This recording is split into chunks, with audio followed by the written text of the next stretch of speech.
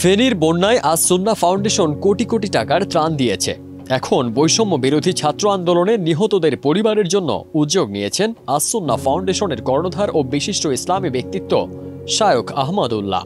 এর আগে সামাজিক যোগাযোগ মাধ্যম ফেসবুকে এক পোস্টে তিনি এ তথ্য জানান। সেই উদ্যোগ চলমান রয়েছে বলে নতুন বার্তা দিয়েছেন শায়খ আহমদুল্লাহ। কেউ না বুঝলেও আমরা আপনার প্রয়োজন বুঝি, আর তাই তো অত্যাধুনিক ফিচার সম্বলিত বিভিন্ন সাইজ আর কালারের 250-টিরও বেশি ডিজাইন অপশন নিয়ে ওয়ালটন স্মার্ট ফ্রিজ বোঝে আপনার প্রয়োজন।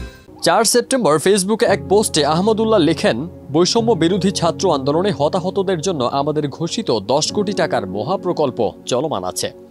তিনি আরও লেখেন, এই প্রকল্পে এখন পর্যন্ত 1283 জন আহতকে 3,65,15,000 টাকা চিকিৎসা সহায়তা প্রদান করা হয়েছে। অবশিষ্ট আহতদের কাছে সহায়তা পৌঁছানোর প্রক্রিয়া চলমান আছে। এছাড়া চোখের আলো হারানো, পঙ্গুত্ব বরণকারীদের জন্য 2 কোটি এবং নিহতদের পরিবারের জন্য 2 কোটি ও উপার্জনে অক্ষম ব্যক্তিদের স্বাবলম্বীকরণ প্রকল্পে 2 কোটি টাকা ব্যয়ের কাজ আমরা শুরু করেছি।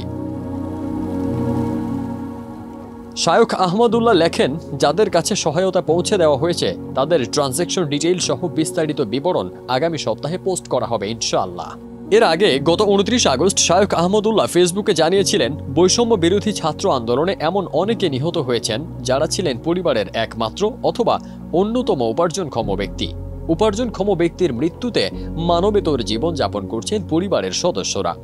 আজ সুন্নাহ ফাউন্ডেশনের পক্ষ থেকে এরকম পরিবারগুলোকে পুনর্বাসন প্রকল্পে এককালীন আর্থিক সহায়তা করা হবে ইনশাআল্লাহ। ফারদিন সানি, দেশ রূপান্তর।